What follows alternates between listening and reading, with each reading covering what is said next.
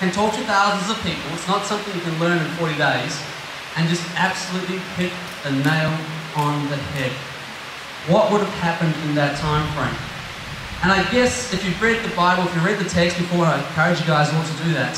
To me, there's two obvious answers. And they go simply like this. In the first instance, the disciples obeyed God and they waited for the gift and they received the Holy Spirit. Doesn't seem like much, but when you understand this, it makes great sense. Hands up if you came to Ignite last year. Raise your hand. So you all were here, or most of you here, and you realise we spoke about Mark, and the very first time I did, I talked about Jesus' baptism. Who remembers that? Even riskier, raise your hand. Yes, more than 2 people. That's good. Okay, so we talked about Jesus' baptism, and if you followed his story, you'll realise that Jesus was born in a manger, all the rest of it, you've heard the Christmas stories. Then we know that he was out with his parents once, and he stayed in the tabernacle, and he was debating with some wise guys. And that's about all we know until all of a sudden he's in his 30s and he starts his formal ministry. And what he does then is he's out and he sees some guys being baptized in the water and he goes, right, that's what I've got to do. And Jesus is baptized. And you'll remember I talked about how the Holy Spirit came down on him. And at that point, Jesus starts his ministry. And if you were there, you'll remember he headed out into the desert and he did battle with the devil for the first time. And you can check out the MySpace for the sermon notes up there if you didn't catch that one. And so we got this exact same thing in parallel again. Jesus starts his ministry when? After he's received the Holy Spirit.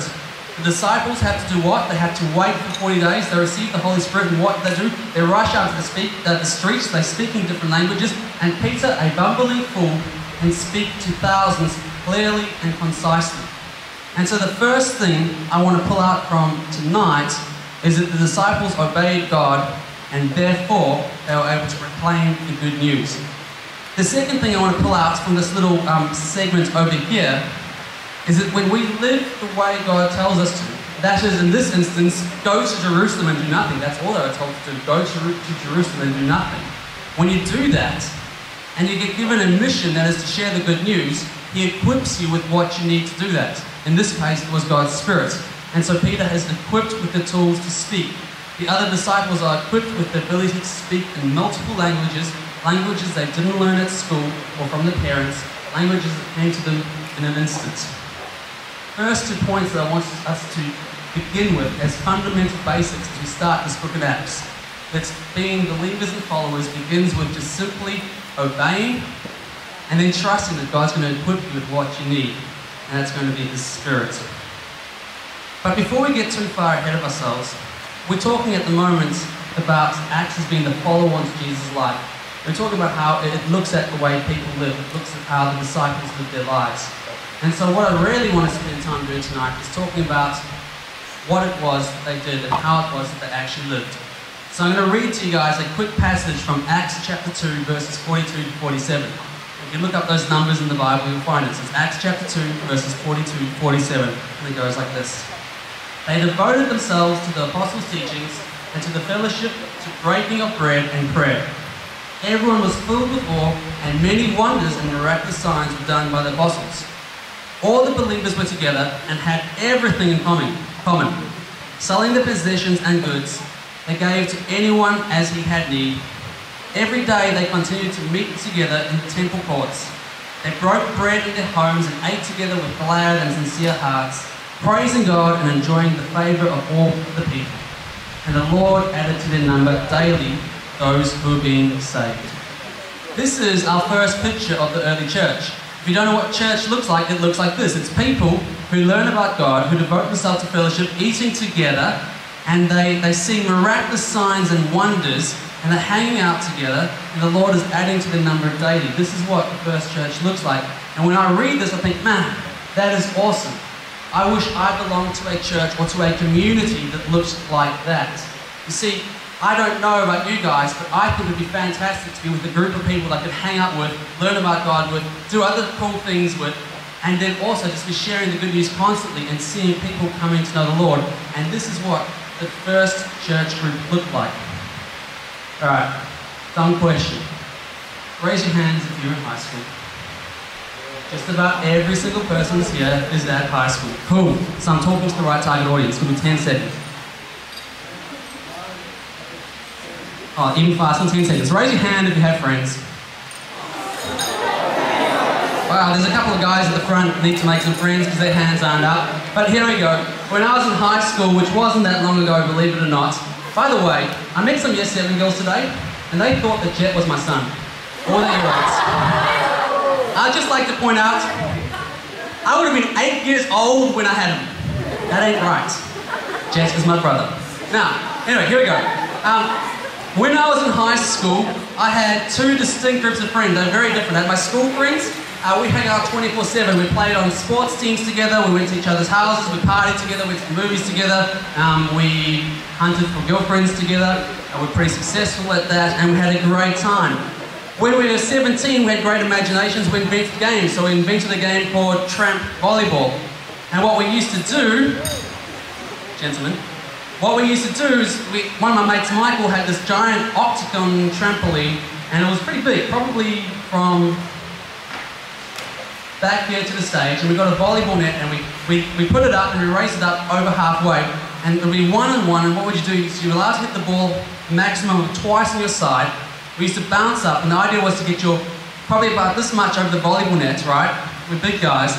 And you try to pummel it into either your friend or into the other side of the trampoline which they're on. And we used to do this for hours on end, and if you watched us, we looked like idiots just going up and down, trying to hit this ball up in the air. But it didn't matter because as we hung out together over a period of 5 years, we became like-minded. And I knew that it didn't matter how stupid Michael looked, or Simon looked, or Alan looked, or Spike, one of my other friends looked. We were having fun together, and that's all that counted. I moved to Australia 6 years ago, and in the last 3 years I haven't heard from any of those guys. I have absolutely no idea what they're getting up to. I just know that that friendship ended in the season of high school. At the same time, I had another group of friends. They were my church mates. Some of them went to my school, and we used to be in an all-boys small group together where we used to study the Bible. We used to go out, we used to play sport.